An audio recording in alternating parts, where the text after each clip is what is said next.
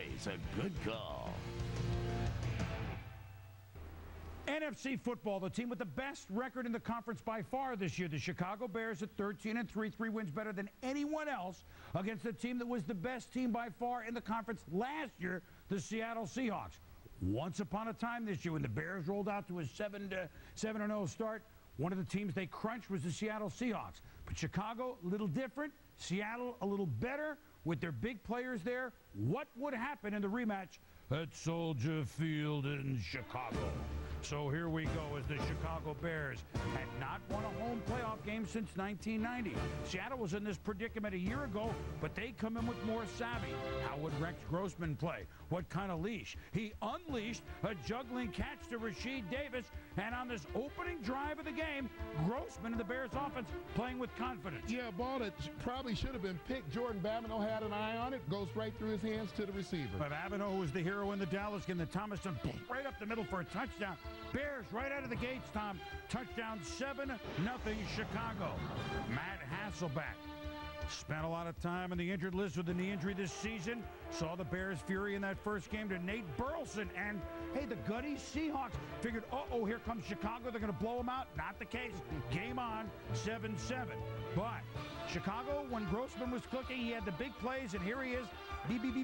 Bernard Berrien. BB, 68 yards, 14-7 Chicago. Back up by touchdown. You know, we've always known that Rex Grossman throws a great deep ball. That's what he did in this game. So now later in the second, Bears 3rd and 7. Julian Peterson, tell you what, they forced a fumble, and the Seahawks recovered the 26-yard line. So the Seattle defense, which was embarrassed the first time, they come to play for Mike Holmgren.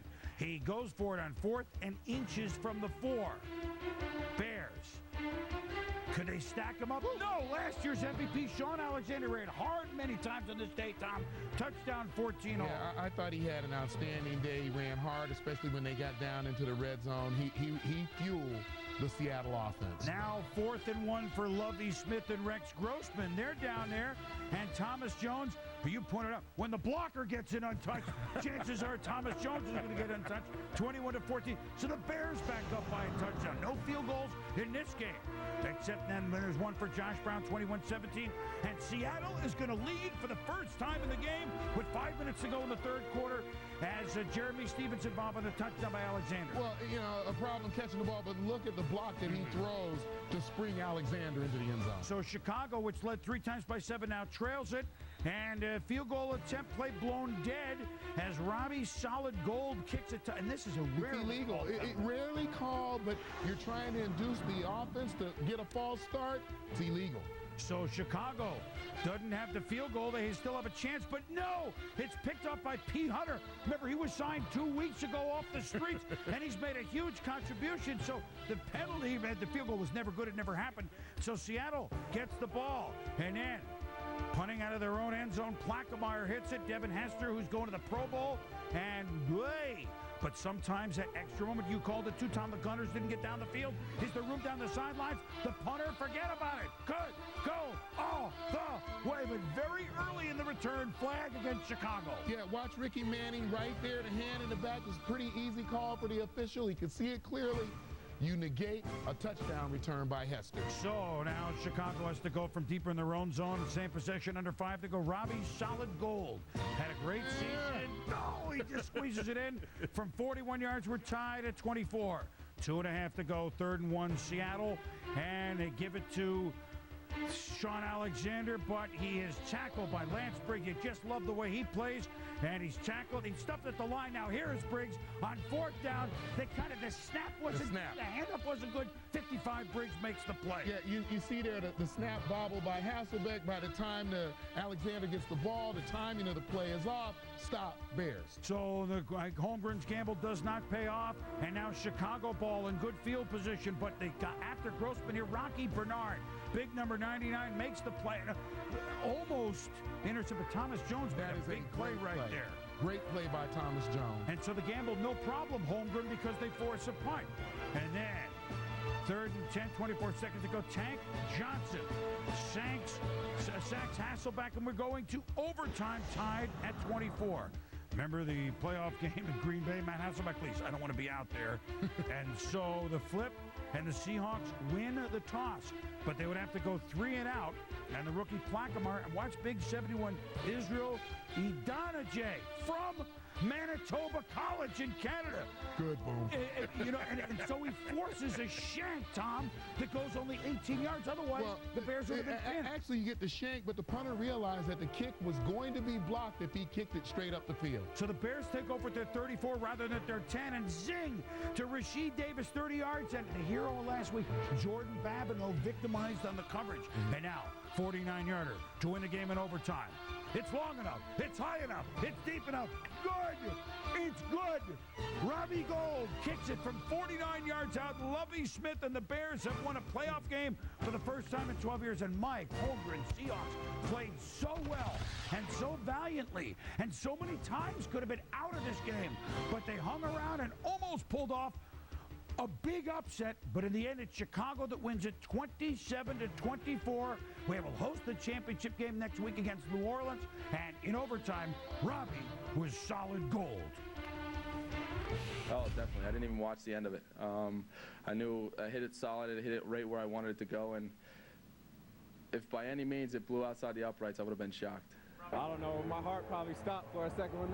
I'm thinking Dallas Cowboys all the way when it was happening. But we got faith in Robbie and Brad and Pat and the snap and everything, and he kicked it out. It came out big for us. Well, I mean, the most important thing is we won, and I don't care how we do it. I really don't. This is a unbelievable situation we're in right now. We're in the NFC Championship game. We win one game. We're in the Super Bowl, 2 wins away from having a ring on my finger for the rest of my life. It's hard to describe to you when you lose a playoff game and then the season's over. All the 8 months of, and then it's over. I'm not so sure you lose a close one like this if it's not worse. I don't know. Actually, he does know. Yes. It is worse, Tom. Yes. You know. Yes. It is worse. Brutal. Rex Grossman was hardly the question. He was part of the answer today, in our opinion, Tom. This is his start last year in which the Panthers came into Soldier Field and doused him. They had many other troubles than him, like the Bears' defense. On this day, 21-38 for almost 300 yards, just a pick. And the Bears come out winning, as we said, first time since '94, any postseason game.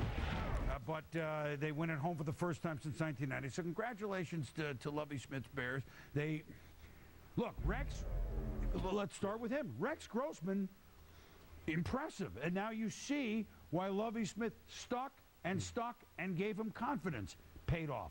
Well, I think the coaching staff figured out a great balance for this football team today in terms of running the ball to keep him comfortable, giving him some comfortable throws early in the game, knowing that he throws the deep balls so well, so he goes to burying down the field and makes a big play. But you got the sense, I was watching his body language on the field. You got the sense one time Boom and I were watching, he was laughing on the field, having a good time. Right. Very tense situation maybe for everybody else, but he looked very comfortable. And he actually is the reason they won the game, because when you look at them defensively, they are not the same defense they were early on in the season. No, especially since you remember they 3 times had a lead by a touchdown. That's correct. And the earlier Bears in this season, I think, would have crunched some teams, and Seattle was one of them. From Seattle's standpoint, they played in there, and they played with a lot of guts. And the big picture is, I'm going to go back to something we talked about. When you have not won a playoff game for a long time, yes, like Chicago, that first one, as Seattle experienced last year, it took them a long time to get rid of Washington in that first game.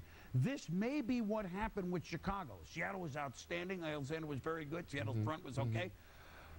But I think they exhale a little bit and play a little looser in the coming week. Do you buy that? That there was a big weight? Yeah, I buy that, but I think that, you looked at them, there were a few drop balls. Alexander ran well, but I thought that Jeremy Stevens had to be a much bigger part of this offense for them to actually get a win in Chicago. Well, Seattle took the break last week against Dallas, almost turned it into another one, but it's the Chicago Bears showing the way, and it'll be the championship game on their field next week against the New Orleans Saints.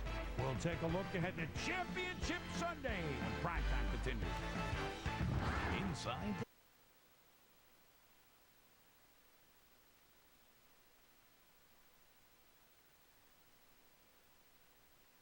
2-1, quote the way it's supposed to work in the NFC. Saints at Bears, but in the AFC 4-3, Patriots at Colts. The fact that the Colts beat them in the regular season is why the game is at Indy this time, and isn't it fitting that they're playing again? Yeah, and usually the more familiar you are with the team, the better the game. And not since '93 have we seen one play one in the Super Bowl. It ain't happening again. We'll be back. Square Off is brought to you by Miller Lite and approved by the Men of the Square Table. Join the debate at manlaws.com. Good call.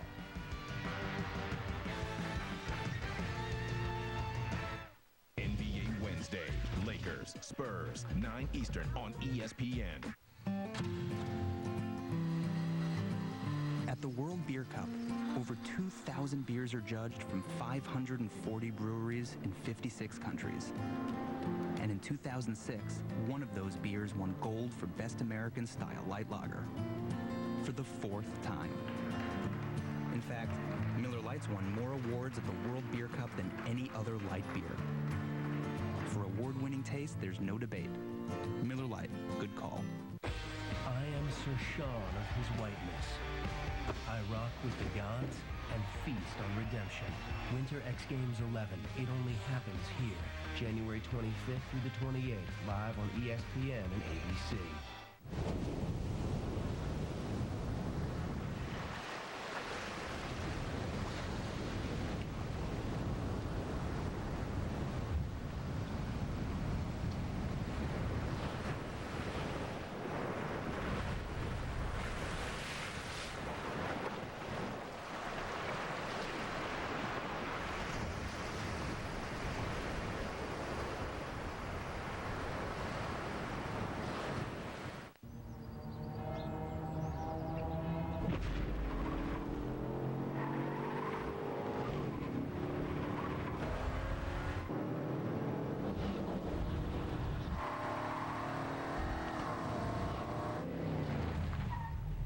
The all-new BMW X5. With room for 7, we've expanded on a great idea.